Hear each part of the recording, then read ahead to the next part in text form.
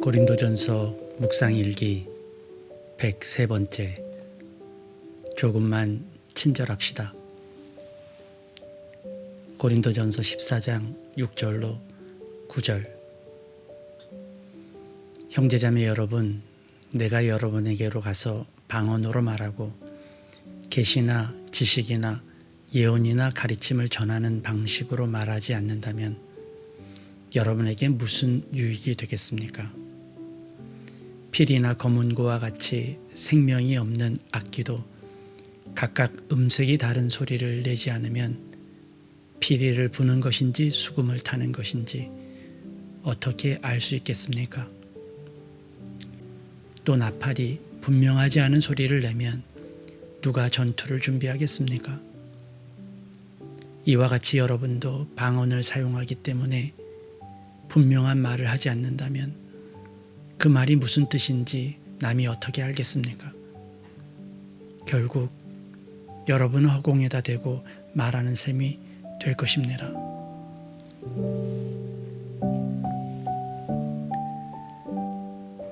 좋은 아침입니다. 어제 주일은 잘 보내셨습니까?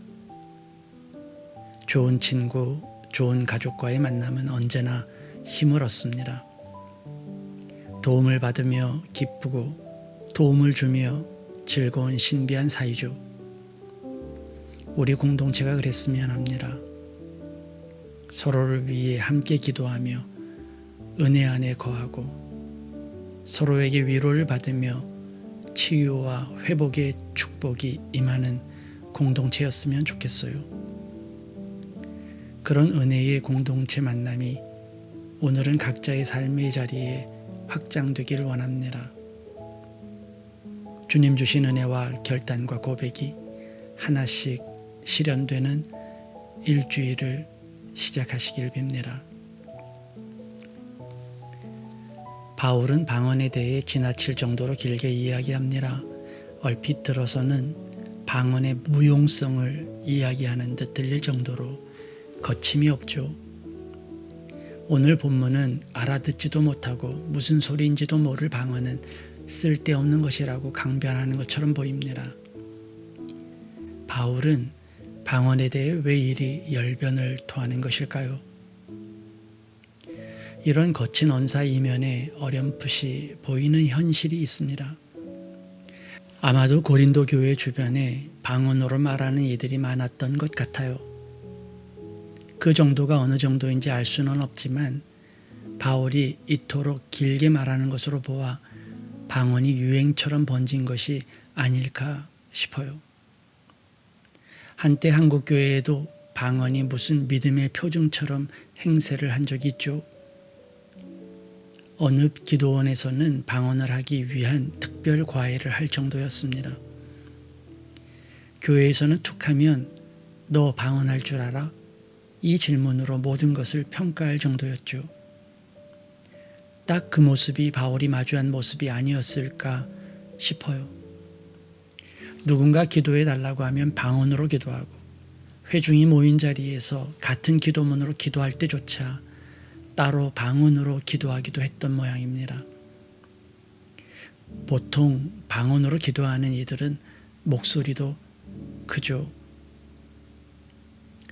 저는 방언이 정말 좋은 은사라고 생각합니다. 이미 묵상했다시피 하나님과의 긴밀한 대화이기 때문이죠. 성령님의 임재로 하나님과의 통로가 열리는 신비가 방언에 있습니다.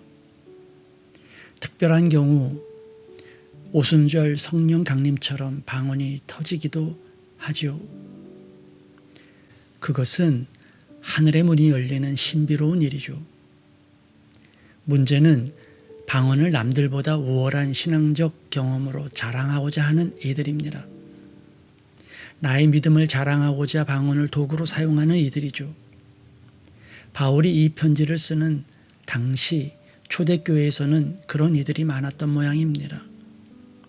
심지어 위로도 권면도 알아듣기 어려운 방언으로 해 주었던 것 같아요. 여기서 한 가지 짚고 넘어가야 할 것이 있어요. 바울이 말하는 방언이 단순한 기도였을까 하는 점입니다.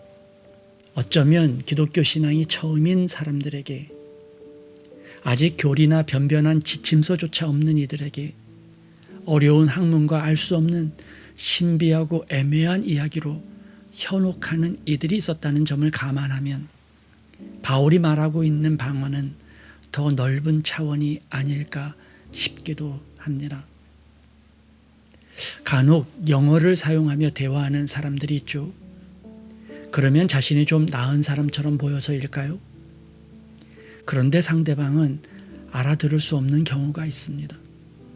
뭐 굳이 묻기도 뭐하죠. 그렇게 서로의 이해는 멀어지는 경우가 있죠. 그게 무슨 좋은 대화가 되겠습니까? 이는 저의 경우에도 해당되죠. 나 자신도 모르게 쓸데없는 외국어를 남발하는 경우들을 보죠. 분명 충분히 이해 가능한 좋은 우리말이 있는데도 말이죠.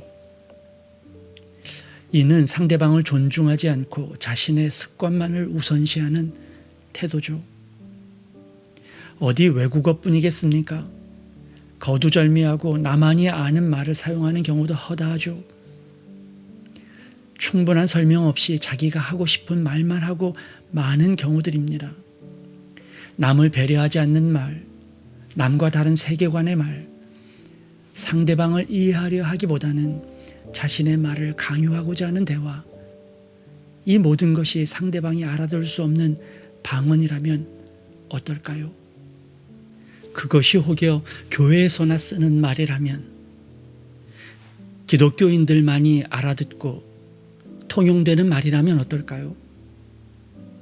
그러면서 자기들끼리 즐거워하면 어떻겠습니까? 어쩌면 바울은 지금 우리에게 친절한 말을 주문하고 있는지도 모릅니다. 끝까지 듣고 끝까지 경청하는 태도, 그리고 눈높이에 맞춰서 이해와 공감의 말을 나누길 바라는지도 모르죠. 우리는 상대방이 어떤 처지, 어떤 감정, 어떤 상황인지 모릅니다. 그런 이들과의 대화는 깊은 이해가 필요하죠.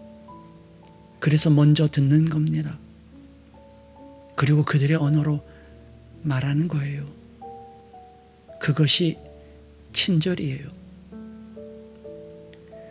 조금만 친절합시다. 내 생각만 하지 말고 조금만 남도 생각해 줍시다. 기독교인들만 중요하다 하지 말고 믿지 않는 나와 다른 이들을 위해서 조금만 친절합시다. 조금만 더 들으면, 조금만 더 생각하면, 조금만 더 기다리면 됩니다. 한 걸음만 더 다가가면 됩니다. 그곳에 사랑이 있고, 그곳에 만남이 있고, 그곳에 기적이 있습니다.